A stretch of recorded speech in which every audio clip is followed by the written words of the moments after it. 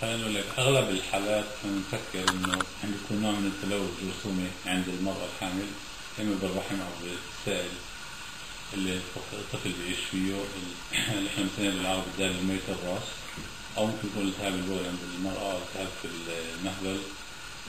بنخمن تخمين إنه بين 60 ل 70% من الحالات الولادة المبكرة هي نتيجة لنوع من أنواع الالتهاب اللي عادة بيكون التهاب بكتيريالي. مش دائما المرأة بتحسها، بيكون في عوارض اللي تخلي المرأة الحامل تيجي على المستشفى تتوجه لطلب المساعدة. هاي أغلب الحالات. طبعا في إحنا عندنا نعرف إنه في ما يسمى عدم كفاءة لعنق الرحم، بيكون عنق الرحم المفروض عنق الرحم يكون مسكر جامد بشكل إنه الصلب اللي يمنع إنه الطفل الجنين يسحب.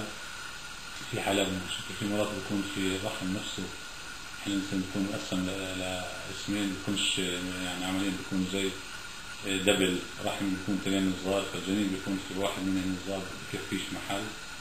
من الاشياء الجديدة يعني بالسنوات الاخيرة نقول 20 سنة الجاية نتيجة لزيادة في علاج العقم، واحنا نعرف اليوم في علاجات العقم العديدة منها ما يسمى IVF in vitro fertilization، بمعنى او طفل الانبوبة. احنا نعرف ان الاشياء بتصير كثير في العالم الغربي، وإسرائيل من أحد الدول اللي بنعمل فيها الأشياء بكثرة.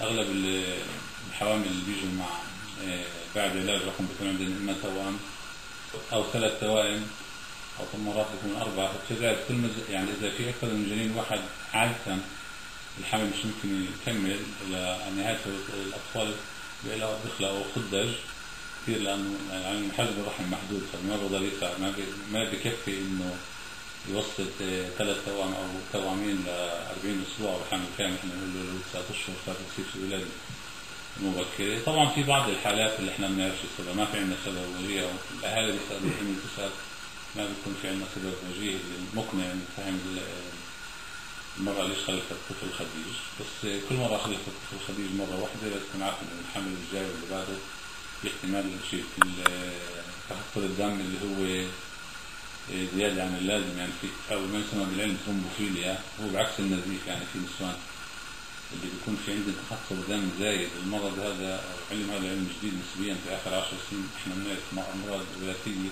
اللي المرض هذا بيكون عبارة عن أو تسقيط مبكر أو إجهاض مبكر أو ولاده مبكرة. عمليا اللي بيصير في نوع من يسمى بالدالة الثرومبوزا، تخثر دم اللي بيكون بين الرئة وبين جدار الرحم من جوا، فلذلك الفئة بتكون عن جدار الرحم وتصير في ولادة مبكرة.